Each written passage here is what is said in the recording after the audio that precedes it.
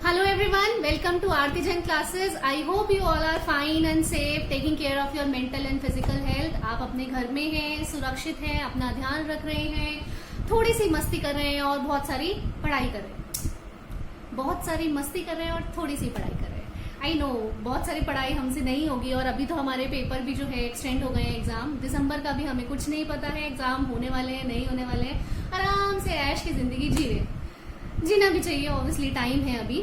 So yes, but थोड़ी थोड़ी पढ़ाई तो हमें करनी पड़ेगी। उस पढ़ाई के साथ साथ अगर हमें एक एक कंसेप्चुअल क्लैरिटी मिल जाए तो बहुत अच्छा हो जाता है। हमें घर बैठे बैठे आराम से हमारे टॉपिक्स भी क्लियर हो रहे हैं, मस्ती मजाक में हम लोग पढ़ रहे हैं, तो उससे अच्छा क्या हो सकता है। इसी के साथ मैं आप लोगों का एक टॉपिक लेके आई हूँ, फेमा का ही पार्ट है कंपाउंडिंग अंडर फेमा। ज्यादा टाइम वेस्ट नहीं करेंगे, छोटू सी वीडियो बनाऊंगी सो दैट मैं आपको पूरा टॉपिक भी कंप्लीट करवा दूं और फन वे में हम लोग सीख भी ले। फेमा, मुझे सब बोलते हैं कि मैम फेमा डिफिकल्ट है, नहीं समझ में आ रहा है, इतनी सारी रेगुलेशंस है, इतना ये है वो है। ऐसा कुछ नहीं है यार। फेमा बड़ा इत्तू सा टॉपिक है, छोटू सा है, कुछ टेंशन नहीं है फेमा में। फेमा का फिलहाल अभी जो है हम एक छोटा सा टॉपिक कवर कर रहे हैं। छोटा सा भले ही है, लेकिन बोलते हैं ना छोटा पैकेट बड़ा धमाका। छोटू सा जरूर है, लेकिन आपके एग्जाम में इसमें से क्वेश्चन आप मान के चलो आता ही आता है। ये आपका लाइक सीए में भी है, compounding under FEMA, and this is for CS executive student as well and for professional student as well. So compounding को थोड़ा सा ध्यान से पढ़िएगा। कंपाउंडिंग इज समथिंग जो फेमा में ही नहीं है, आपको हर एक्ट में मिल जाएगी। कंपनीज एक्ट सेक्शन 441 कंपाउंडिंग का सेक्शन है। आपको PMLA act like prevention of money laundering, आपको हर जगह कंपाउंडिंग मिल जाएगी। सेबी में आपको कंपाउंडिंग मिल जाएगी। आपको मतलब हर एक्ट में अगर आप कंपाउंड कराना चाहते हो अपना ऑफेंस, तो कंपाउंडिंग हो सकती है। तो बेसिकली अगर आप एक बार समझ लोगे कि कंपाउंडिंग है क्या, तो आई थिंक देखो जिस तो मेन सेम ही रहेगा, बाकी अथॉरिटीज के नाम चेंज होते रहेंगे। फॉर एग्जाम्पल फेमा में अलग अथॉरिटीज हैं, आपकी पीएमएलए एक्ट में अलग अथॉरिटीज हैं, आपके सेबी एक्ट में अलग अथॉरिटीज हैं। तो मोर और लेस सी आपका जो जिस्ट है, आपका जो कंटेंट है कंपाउंडिंग का, वो सेम है। अथॉरिटीज विल चेंज, उनकी नेम विल चेंज और might be time will change की मतलब आप कितने दिनों में कंपाउंडिंग एप्लीकेशन फाइल कर सकते हो, कितने दिनों में आपके पास ऑर्डर आएगा, कितने दिनों में आपको कंपाउंडिंग फीस पे करनी है, एक्सेट्रा एक्सेट्रा। मोर और less provisions are same. So let's begin with what is compounding. मेरे पास नोट्स हैं, ऑब्वियसली नोट्स मैं सिर्फ यहाँ पर रीड कर रही हूँ, बट आपको रियलाइज नहीं होगा कि नोट्स हमें चाहिए। अगर आप if you still want notes, obviously I can provide you, there is no issue in that, but still अगर आप मेरे को सुन भी लोगे ना तो आपको कंपाउंडिंग समझ में आ जाएगी। सबसे पहले तो compounding of contravention, the topic is compounding of contravention. Compounding किसकी होती है? आपने कोई कांड किया है, आपने कोई कॉन्ट्रावेंशन किया है, उसी की कंपाउंडिंग होगी। Now what is the meaning of contravention? अब कॉन्ट्रावेंशन है क्या? सी उसमें लिखा था, फेमा एक्ट में लिखा था कि अगर आप राइट अब जैसे फॉर एग्जांपल एफएलए की डेट ऑब्वियसली एक्सटेंड हो चुकी है, आप में से बहुत लोगों को पता होगा। Foreign return of foreign assets and liabilities, इसकी डेट हैज बीन एक्सटेंडेड। अभी 31 जुलाई की थी इन्होंने डेट एक्सटेंड करके, and now it has been further extended to 14 August. So अगर देखो उन्होंने डेट एक्सटेंड कर दिया, उन्होंने आपको लिबर्टी दे दी, अगर आप 14 अगस्त तक भी फाइल नहीं करते हो तो ये किसका फॉल्ट? ऑब्वियसली हमारा फॉल्ट है। तो ये क्या है? This is a non compliance, this is a contravention. अब वो लोग बोल रहे हैं अगर आप अलॉटमेंट कर रहे हो, बाहर से पैसा अगर मंगा रहे हो, तो आपको एफसीजीपीआर शेयर्स वगैरह अलॉट कर रहे हो तो आपको एफसीजीपीआर फॉर्म फाइल करना पड़ता है। We are not filing that form within the stipulated time. तो ये सब क्या है? This is a contravention. Contravention of what? Contravention of act, contravention of rule, contravention of regulation, contravention of notification, contravention of circulation। अगर आप इनमें से किसी भी चीज का contravention करते हो, नॉन कंप्लायंस करते हो, तो क्या? तो सिंपल सी बात है भाई, एक्ट में पेनल्टी का प्रोविजन तो है ही। वो बोलते हैं कि अगर आपने ये काम नहीं किया है तो हम आपके ऊपर पेनल्टी इम्पोज करेंगे, जो कि हम लोग पढ़ते ही हैं हर एक्ट में। फॉर एग्जांपल कंपनीज एक्ट में लिखा है अगर आपने शेयर कैपिटल इंक्रीज किए तो you have to file form SF7।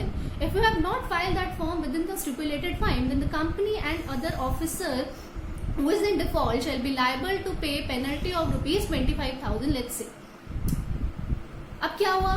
हमने एक कंप्लायंस था, वो नहीं किया वो नॉन कंप्लायंस में कन्वर्ट हो गया और उसको आप कॉन्ट्रावेंशन भी बोल सकते हो। अब जो है कंपनी के ऊपर फालतू में 25,000 का फाइन लग गया, कंपनी प्लस उसके ऑफिसर। ऐसे ही फेमा में है, फेमा ने बोला कि भैया आपको एफएलए फाइल करनी है 14, हम लोगों ने तो एक्सटेंड भी कर दिया है, आरबीआई ने डेट एक्सटेंड कर दी है, तो एफएलए की डेट एक्सटेंड होकर 14 अगस्त हो गई। 14 अगस्त तक हमने फाइल नहीं किया है। वो बोल रहे हैं अगर आप शेयर अलॉट कर रहे हो तो आपको एफसीजीपीआर फॉर्म फाइल करना पड़ेगा। We are not filing that form within the stipulated time. So क्या है, these all are the non compliances which have converted into contravention. हमने किसी कंप्लायंस का, उनके ऑर्डर्स का, उनकी नोटिफिकेशन का नॉन कंप्लायंस किया है, तो बेसिकली हमने कॉन्ट्रावेंशन किया है। सबसे पहली बात तो कॉन्ट्रावेंशन होना जरूरी है। प्री रिक्विजिट्स बता रही हूँ कंपाउंडिंग के लिए, क्या चाहिए आपका, कॉन्ट्रावेंशन होना चाहिए। इन अदर वर्ड्स अगर मेरी लैंग्वेज में बोलूं तो आपने कोई ना कोई कांड किया। जब तक अगर आप स्मूथ चल रहे हो तो फिर वो कांड ही निकल आएगा ना। हम कंप्लाइंस सारे कर रहे हैं तो we are compliant company, right, हमें कंपाउंडिंग में जाने की जरूरत ही नहीं है। सो हमने क्या किया है, कोई कांड किया है, ऑब्वियसली कोई नॉन ऑफेंस किया है, सॉरी नॉन ऑफेंस कह रही हूँ, नॉन कंप्लाइंस किया है। नॉन कंप्लाइंस हो गया तो अब देखो हमारे पास दो रास्ते बचते हैं। हमारे पास नहीं, एक्चुअली अथॉरिटी के पास। वो सीधे सीधे आपका जो एक्ट में प्रोविजन गिवन है उसके अकॉर्डिंगली पेनल्टी इम्पोज कर देगी कि भैया तुमने ये नॉन कंप्लायंस कर दिया, अब तुम्हारे ऊपर इतनी पेनल्टी लगेगी। या फिर दूसरी चीज क्या है, वो एजुडिकेशन करती है। अब एजुडिकेशन का मतलब क्या होता है, एजुडिकेशन मैं अगर सीधे सीधे हिंदी अनुवाद करूं तो मतलब होता है कानूनी कार्यवाही। एजुडिकेशन मतलब कानूनी कार्यवाही। एजुडिकेशन का पूरा प्रोसेस चलेगा आपके ऊपर, आपको नोटिस आएगा, शोकॉज नोटिस जिसे बोलते हैं, एससीएन, कि बताओ क्यों ना हम आपके ऊपर ऐसे पेनल्टी इम्पोज करें, क्यों ना हम आपको इम्प्रिजमेंट मतलब लाइक जेल में भेजें, क्यों ना हम आपके ऊपर इम्प्रिजमेंट इम्पोज करें। सो वो पूरा एजुडिकेशन प्रोसीडिंग्स चालू कर देंगे, मतलब कानूनी कार्यवाही करनी शुरू कर देंगे। या फिर सीधे सीधे जो एक्ट में लिखा है वो भैया आपको इतना फाइन लगेगा, इतनी पेनल्टी लगेगी, वो देनी पड़ेगी। दोनों ही केसेस में नुकसान किसका है, हमारा नुकसान है। देखो अगर एजुडिकेशन हुआ तो फालतू में, अगर ऑब्वियसली हमारी अच्छी कंपनी है, रेप्यूटेड कंपनी है, मीडिया में बात जाएगी, इनके ऊपर एजुडिकेशन हो रहा है, ईडी ने इनको नोटिस भेजा, ये भेजा, वो भेजा, फालतू के झगड़े। और अगर पेनल्टी इम्पोज हुई तो भी हमारा नुकसान। क्यों? क्योंकि पेनल्टी फेमा में स्पेसिफिकली बहुत ज्यादा है। मतलब आप मानोगे फेमा ऐसा इतना ज्यादा बोलते हैं ना, कनिंग एक्ट है। फेमा बोलते हैं अगर आपने कोई फेमा का फॉरेन एक्सचेंज का अगर कोई नॉन कंप्लायंस किया ना, तो आपने फॉर एग्जांपल 25,000 का आपने कोई नॉन कंप्लायंस किया तो fine up to 3 times.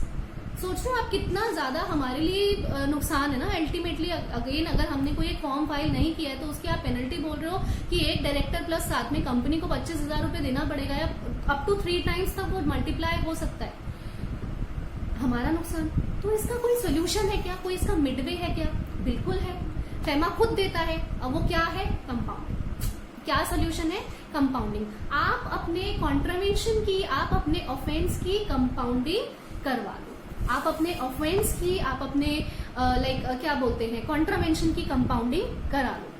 Compounding को आप अगर अलग शब्दों में बोलना चाहो, अगर आप लॉ की लैंग्वेज में बोलना जाओ तो it is, compounding is a simple way to avoid litigation. What is it? What is compounding? Compounding is a simple way to avoid litigation. Clear है? इतना समझ में आ गया। अब इसका थोड़ा सा प्रोविजन पढ़ लेते हैं। मैं पढ़ती जाऊंगी और आप देखना आपको बहुत इजीली समझ में आ जाएगा, बिकॉज इसमें कुछ है ही नहीं।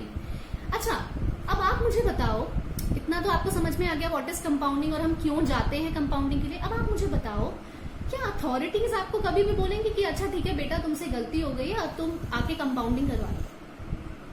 कोई बोलेगा? अथॉरिटी को तो पता है, उनको 25,000 अगर एक्ट में लिखा है पेनल्टी, उनको तो पैसे मिल रहे हैं ना। Ultimately they are the government department. RBI आपको क्यों बोलेगी? फेमा ऑब्वियसली, फेमा से रिलेटेड पावर जो है आरबीआई के पास है, वो आरबीआई आपको क्यों बोलेगा बेटा 25,000 का फाइन लगता है, चलो तुम हमें 10,000 रुपए दे दो? Why would they say that, right? तो इसमें हमारे पास क्या ऑप्शन बचता है? कंपाउंडिंग के लिए हमें खुद से जाना पड़ेगा, हमें खुद से बोलना पड़ेगा यस सर हमसे गलती हो गई है, लाइक यस हमने वॉलंटरी एक्सेप्ट कर रहे हैं कि हमसे, जैसे फॉर एग्जांपल एफएलए हमने नहीं फाइल किया है या फिर एफसीजीपीआर फॉर्म हमने नहीं फाइल किया है, तो प्लीज आप हमारे ऑफेंस का कंपाउंडिंग कर दीजिए। सो अगेन सेकेंड चीज इज, सेकेंड जो पॉइंट आया, सेकेंड जो प्री रिक्विजिट आई, कंपाउंडिंग जो होगी वॉलेंटरी होगी और किसके थ्रू होगी, we'll have to go to the authority, we'll have to approach the authority, they won't come to us कि अच्छा ठीक है बेटा तुमसे गलती हो गई है आओ कंपाउंडिंग कर लेते हैं, नो। क्यों? क्योंकि अगेन एक लॉजिक है इसके पीछे का, कभी भी अथॉरिटी खुद से नहीं बोलेगी कि भैया हमें 25,000 मिल रहे हैं चलो हम तुम हमें 5,000 दे दो, आपको उनको अप्रोच करना पड़ेगा, राइट। तो कंपाउंडिंग ऑफ कॉन्ट्रावेंशन, ध्यान से सुनते जाना, आपको सब समझ में आता जाएगा। Contravention is a breach of provision of FEMA and rules, regulations, notifications, order, directions, circular issued thereunder, जो कि मैं आपको बता चुकी हूँ। Compounding refers to the process of voluntarily admitting the contravention, pleading guilty and seeking redressal. Now these are the law terms, professional term. अगर आपको हिंदी अनुवाद करके दूं तो कुछ नहीं है, आप कंपाउंडिंग आपसे गलती हो गई है, आपको पैसा वैसा देना है नहीं फालतू का, मतलब आपको ऑब्वियसली सबको लगता है ना हम 25,000 क्यों दे, तो सीधे सीधे आप कंपाउंडिंग अथॉरिटी के पास जा रहे हो कि हाँ जी सर हमसे गलती हो गई है, और voluntary you are accepting it, voluntary you are admitting it and बोल रहे हो, प्लीडिंग गिल्टी भी कर रहे हो कि हाँ हमसे गलती हुई है, और सीकिंग रेड्रेसल मतलब आप उनसे बोल रहे हो, एक अपील कर रहे हो कि आप जो है हमारा जो फाइन है वो प्लीज कम कर दीजिए। The RBI is empowered to compound certain contravention for a specified sum after offering an opportunity of personal hearing to the contraventor. जैसे मैंने आपको बोला फेमा में जो अथॉरिटी है, फेमा की जो most of the powers of FEMA are vested with the RBI. So RBI के पास यहाँ पर पावर है, तो आपको एप्लीकेशन लेके किसके पास जाना पड़ेगा, RBI अथॉरिटी के पास। तो RBI में अलग अलग डिपार्टमेंट्स बटे हुए हैं। देखो अगर 10 लाख से कम का अमाउंट है, अगर आपने जो कॉन्ट्रावेंशन किया है, आपने जो कांड किया है, आपने जो नॉन कंप्लायंस किया है, if that contravention is less than 10 lakh rupees, तो आप जाओगे असिस्टेंट जनरल मैनेजर, अलग अलग डेजिग्नेशन होती हैं, अलग अलग डिपार्टमेंट के पास जाओगे। ऑब्वियसली अगर आपने बड़ा कांड किया है तो जाना भी आपको बड़ी अथॉरिटी के पास रहेगा। So, if the sum involved in the contravention is less than 10 lakh rupees, you will have to file the application to Assistant General Manager of RBI. If the amount is more than equal to 10 lakh rupees or less than 40 lakh rupees, so you will have to approach the Deputy General Manager. If the amount is more than equal to 40 lakh rupees and less than equal to 100 lakh, which is also known as 1 crore rupees, तो you will have to approach general manager. और अगर आप बहुत hi fi profile बंदे हो, भाई आपने 100 लाख से ऊपर का कांड किया है, 1 करोड़ से ऊपर का कांड किया है, तो आपको डीलिंग अथॉरिटी भी जो होगी आपके लिए अच्छी खासी तगड़ी अथॉरिटी होगी। तो आपको किसको अप्रोच करना पड़ेगा, chief general manager of RBI के पास, जिससे आपकी भेंट होगी, इससे आपकी मुलाकात होगी और आप उनको बोलोगे यस सर हमसे 1 करोड़ जितना फॉल्ट हो गया है, गलती हो गई है, अब आप हमारा जो है ऑफेंस को प्लीज कंपाउंड कर दीजिए। सिंपल सी चीज है, लोड लेके पढ़ना ही नहीं है, मस्ती मजाक में पढ़ना है। Again, it is a voluntary process in which an individual or a corporate seek compounding of an admitted contravention. Corporates हो गए, अभी जैसे मैंने आपको बोला कंपनी से भी तो गलती हो सकती है, ऐसा तो है नहीं कि कंपनीज कभी कोई गलती करेंगे नहीं, कंपनी से भी गलती हो सकती है, इंडिविजुअल से भी गलती हो सकती है। तो आपसे गलती हो गई है तो it is a voluntary process in which an individual, either an individual और a corporate seeks compounding for admitted contravention. It provides for comfort to any person who contravenes certain provisions of FEMA by minimizing transaction cost. Now this is the term, this is a legal term, minimizing transaction cost. जितना for example आपके ऊपर penalty लगने वाली थी 1 लाख की, आप उनके पास जा रहे हो, उनको प्ली कर रहे हो कि सर ये हमसे गलती हो गई, आप इस ऑफेंस को प्लीज कंसिडर कीजिए और बोनाफाइड तरीके से हुई है। Our intentions were not malafide, हमारी गलत इंटेंशंस नहीं थे, हमारा गिल्टी माइंड नहीं था, राइट। हमसे ह्यूमन माइंड है ना, कभी कभी गलतियां हो जाती हैं, नहीं याद रहता। सो उस केस में दे विल ऑल्सो अंडरस्टैंड, और शायद हो सकता है आपकी जो 1 लाख की पेनल्टी थी, वो जो आपकी जो ट्रांजेक्शन कॉस्ट थी उसको कम कर दिया जाए। Again, willful, malafide and fraudulent transactions are however viewed seriously, which will not be compounded by RBI. हमारा तो पैशन ही यही है भैया, हम तो चोरी करने की हमारी आदत पड़ गई है, हमारा तो कॉन्ट्रावेंशन, वो बोलते हैं ना खतरों के खिलाड़ी, हम तो नॉन कंप्लायंस करेंगे ही करेंगे। क्यों? क्योंकि हम 1 करोड़ से ज्यादा का नॉन कंप्लायंस करेंगे। क्यों? क्योंकि हमें chief general manager of RBI से मिलना है।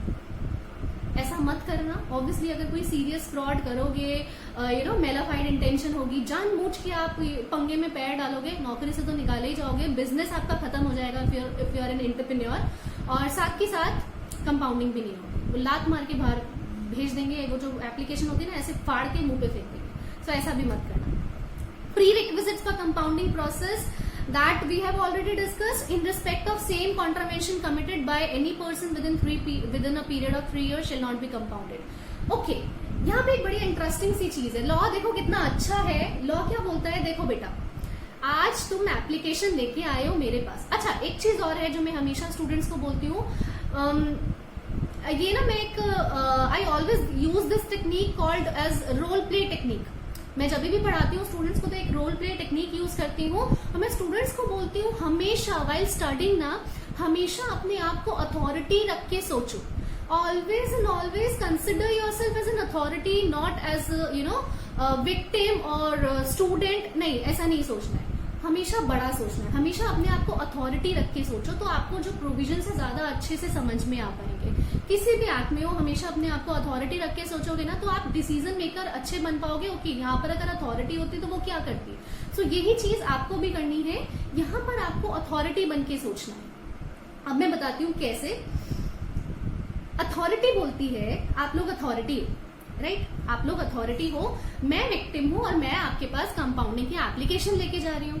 आपने देखा, अच्छा ठीक है, इनसे मतलब इनका ट्रैक रिकॉर्ड वगैरह ठीक है, ज्यादा इन्होंने कांड नहीं किए हैं, गलती पहली बार हुई है, हम भी देख रहे हैं, सारे बैलेंस शीट वगैरह सारे डॉक्यूमेंट जो आपको मंगवाने थे वो आपने देख लिए। अब आपने बोला ठीक है हम कंपाउंडिंग कर देंगे। मैंने बोला ठीक है, बहुत अच्छी बात है, कंपाउंडिंग हो गई, आप भी खुश, मैं भी खुश। मैंने वही ऑफेंस जो है 6 महीने बाद फिर कर दिया। अब आप मुझे बताओ, एज एन अथॉरिटी क्या आप वापस से वो ऑफेंस को कंपाउंड करोगे? ऑब्वियसली नहीं। आप बोलोगे ये क्या नाटक है, मतलब आपसे एक गलती जिसकी आपने कंपाउंडिंग कराई है दोबारा कैसे होगी, राइट, आप यही बोलोगे ना। यहाँ पर भी सेम यही चीज है। अथॉरिटीज ने बोला देखो बेटा, आज मैं आज मैं तुम्हारा कंपाउंडिंग कर रहा हूं या कंपाउंडिंग कर रही हूं ऑफेंसेस की, राइट, तो अगले 3 साल तक फॉर नेक्स्ट 3 years प्लीज ये कंपाउंड, प्लीज ये ऑफेंस मत करना। तो basically what they are saying, what they are conveying कि आप एक्टिव पैसिव वॉइस की तरह इसको समझना। इसको मैं एक सेंटेंस में ऐसे बोलूंगी एंड देन फिर आई यूज द पैसिव वर्जन। सो एक बार वो बोल रहे हैं बेटा, अगर हम आज कॉर्पोरेट्स या फिर इंडिविजुअल, अगर हम आज आपकी कोई ऑफेंस की, कोई कॉन्ट्रावेंशन की कंपाउंडिंग कर रहे हैं, तो please for next 3 years do not repeat that offence और do not repeat that contravention. इसका पैसिव वर्जन, अगर अगले 3 सालों में आपने ये सेम ऑफेंस किया तो हम कंपाउंड नहीं करेंगे। सिंपल सी चीज है। तो बेसिकली हमने जो आज गलती की है वो हम 3 साल तक नहीं दोहराएंगे। अगर हम दोहराते हैं, if we repeat that same contravention और सेम ऑफेंस, जैसे मैंने बोला एफएलए हमने फाइल नहीं की, एफसीजीपीआर हमने फाइल नहीं किया, अब उसकी कंपाउंडिंग करा लिया, अगले साल भी पागलों की तरह हम वो भूल गए। सो गवर्नमेंट बोलती है, अथॉरिटी बोलती है कि ये बेटा गलती नहीं है, ये गुनाह है। It means you are intentionally doing it. हो सकता है आपका गिल्टी माइंड हो सकता है आपके मोटिव्स जो हो उसके पीछे कुछ और हो, राइट। तो बेसिकली 3 years का इन्होंने एक पीरियड दिया कि 3 साल तक आप ये एटलीस्ट ऑफेंस मत करना, और अगर 3 साल के अंदर आप ढीठ हो, नहीं मानते हो और ये ऑफेंस करते हो तो वी विल नॉट कंपाउंडिंग, हमारे पास नहीं आना। फिर मैंने पूछा अथॉरिटी, मतलब आप ऑब्वियसली हमारे केस में तो आप आरबीआई हो, तो मैंने आपसे पूछा कि मैम और सर एक बात बताइए, अगर मैं 3 साल बाद कोई गलती दोबारा करूं तो आप क्या कंपाउंड कर दोगे? तो दे से कि ओके हम कर देंगे। मैंने बोला क्यों? क्योंकि ह्यूमन माइंड है ना, 3 साल हो सकता है आपकी मेमोरी से वो चीज लॉस्ट हो जाए कि 3 साल पहले हमने सेम सिमिलर ऑफेंस किया था। तो यस, अगर आप 3 साल बाद सेम ऑफेंस करते हो, 3 साल बाद मैं अगेन एफसीजीबीआर फॉर्म फाइल करना भूल जाती हूँ, तो that can be compounded. Period कितना दिया? 3 साल का। 3 साल तक आपकी मेमोरी से वो चीज नहीं डिलीट होनी चाहिए। 3 साल के बाद हो जाए तो कोई टेंशन नहीं। So yes, this was all about compounding. इसमें कंपाउंडिंग में आई डोंट थिंक कुछ और बचा है important. Scope and procedure that we have already discussed. Factors may be taken into consideration for the purpose of passing compounding order. आप authority हो, आप ये जो क्वेश्चन है ना एग्जामिनर का फेवरेट क्वेश्चन है। Will wrap up this soon because 20 minutes already हो गए हैं। सो यस, आप आरबीआई हो, जैसे मैंने बोला था, विल यूज और will play a game, role play technique use करेंगे। आप आरबीआई अथॉरिटी हो, अब मैं आपके पास एप्लीकेशन लेके जा रही हूँ और मैं आपको बोल रही हूँ सर प्लीज मेरे ऑफेंस की कंपाउंडिंग कर दीजिए, तो आप मुझे कंपाउंडिंग ऑर्डर देने से पहले क्या क्या सोचोगे?